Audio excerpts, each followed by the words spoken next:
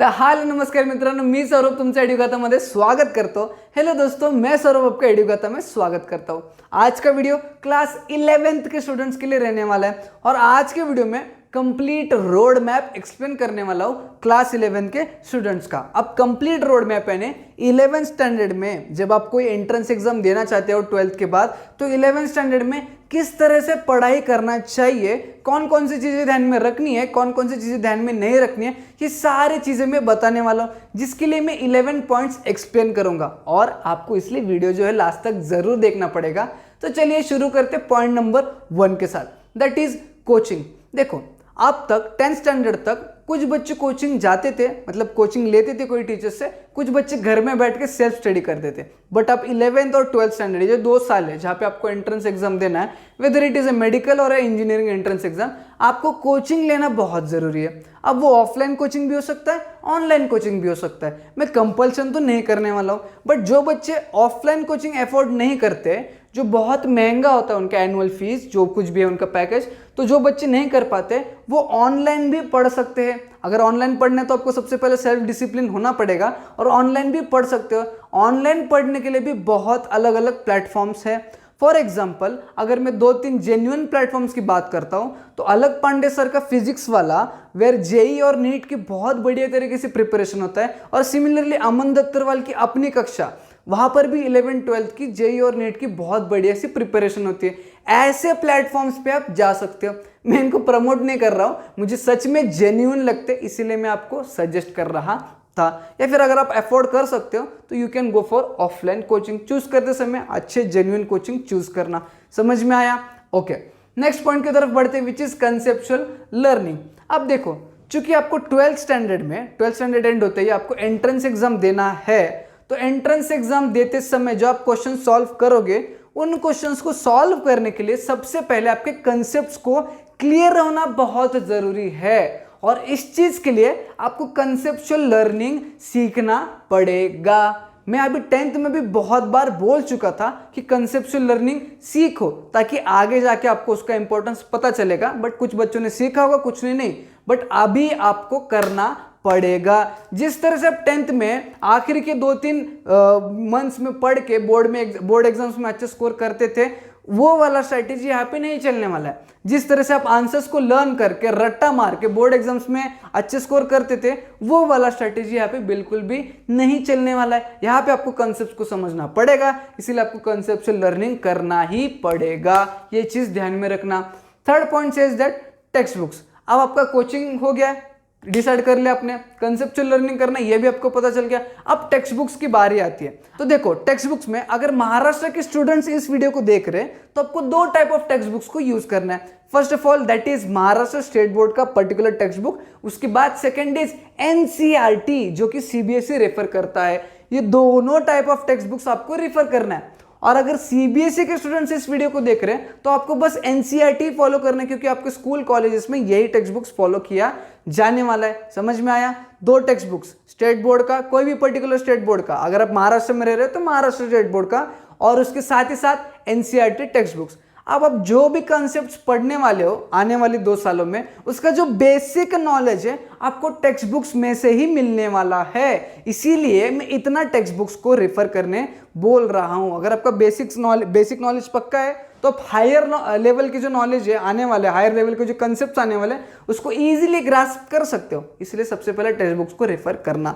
Next point says that reference books. अब text books के बाद रेफरेंस बुक्स की भी बहुत हद तक जरूरत होती है, क्योंकि कुछ हायर लेवल ऑफ कंसेप्ट्स होते हैं, या फिर कोई कंसेप्ट्स को इन डेप्थ जाके पढ़ना है तो वो आपको रेफरेंस बुक्स में ही मिलने वाला है। और उसके साथ ही साथ नंबर ऑफ क्वेश्चंस, बहुत ज्यादा क्वेश्चंस एक पर्टिकुलर मॉडल पे आपको रेफरेंस बुक्स में ही मिलने वाले हैं, इसलिए आपको रेफरेंस बुक्स भी लेना पड़ेगा।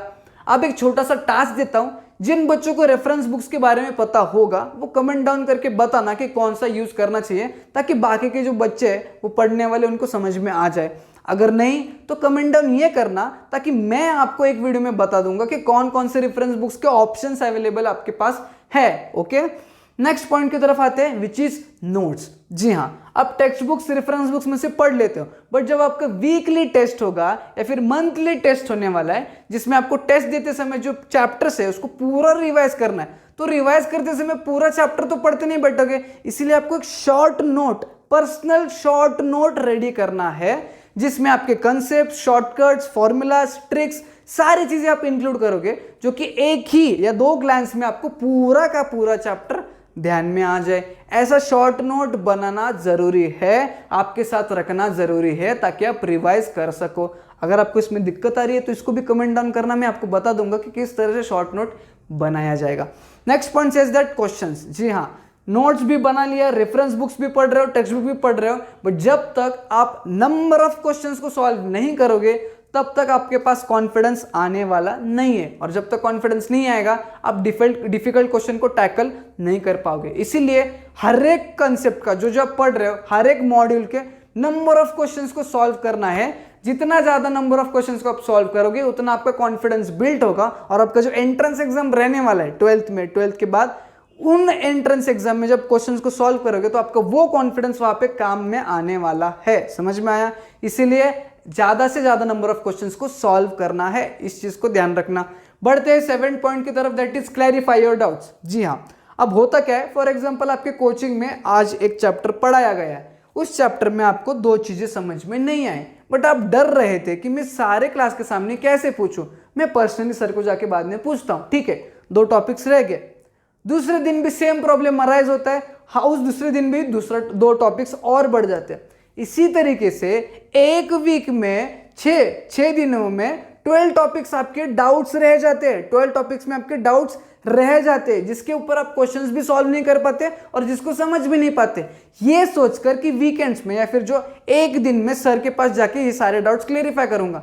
बट पर्टिकुलर फैकल्टी एक साथ इतने डाउट्स क्लियर नहीं कर पाएंगे, इसीलिए आपको जिस दिन जिस वक्त आपको डाउट आ रहा है उसी दिन उसी टाइम पर क्लास में खड़े होकर डाउट्स पूछना है और डाउट्स को क्लियर करना है, वरना कंपाउंडिंग इफेक्ट लगने वाला है। At the end of the 6th day आपके पास 12 टॉपिक्स या फिर 12 डाउट्स रहेंगे जो आपको समझ में नहीं आए, और आप उन डाउट्स को क्लैरिफाई करना, रिजॉल्व करना 1-2 दिन में नहीं पॉसिबल होने वाला हर एक स्टूडेंट को। इसीलिए जिस दिन डाउट आता है, जिस टाइम डाउट आता है, उसी दिन उसी समय क्लास में खड़े होके पूछना है, डरना मत या फिर शर्माना भी मत। समझ में आया? आपने फीस पे किया है ना, तो आपका हक बनता है डाउट पूछना।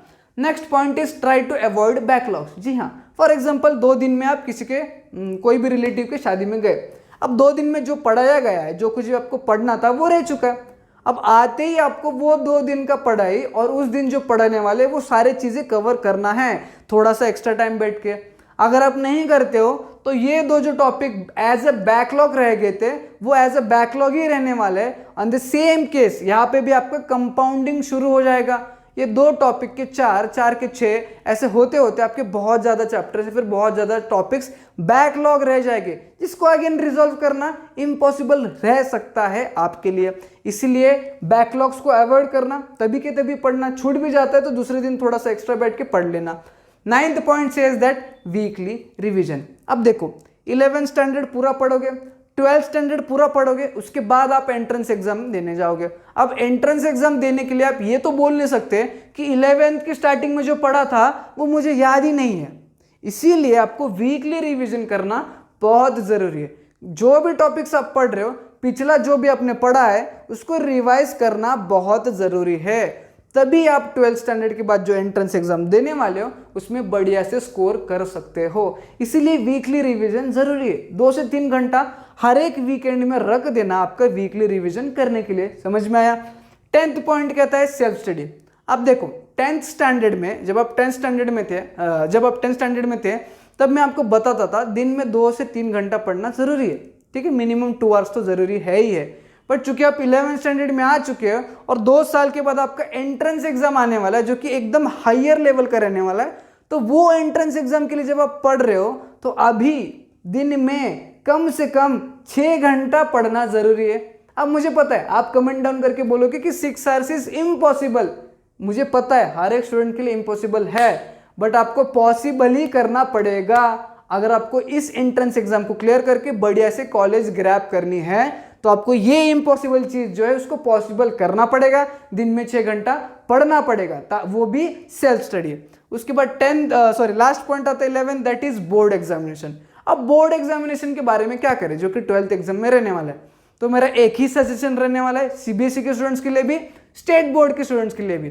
देखो आपका बोर्ड एग्जाम्स मोस्ट प्रोबेबली अगले साल 11th के बाद 12th स्टैंडर्ड एंड होते समय फरवरी या फिर मार्च के महीने में रहने वाला है। तो फरवरी और मार्च के पहले 3 महीने में बैठ के बोर्ड्स की प्रिपरेशन कर लेंगे।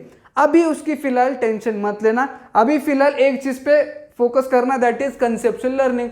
कंसेप्चुअल लर्निंग करते हो ना ढंग से तो बोर्ड्स की प्रिपरेशन करने में दिक्कत नहीं आने वाली है, बिल्कुल भी नहीं आने वाली है।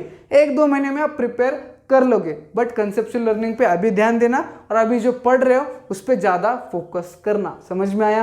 तो दीज वर माई 11 पॉइंट्स। अगर आपको ये पॉइंट्स पसंद आए हो, इफेक्टिव लगे हो तो फॉलो तो जरूर करना है। जाते जाते इस वीडियो को लाइक भी जरूर करना है, ज्यादा से ज्यादा बच्चों में शेयर भी करना है, और नए हो तो चैनल को सब्सक्राइब भी करके जाना है। हम मिलेंगे नई वीडियो में।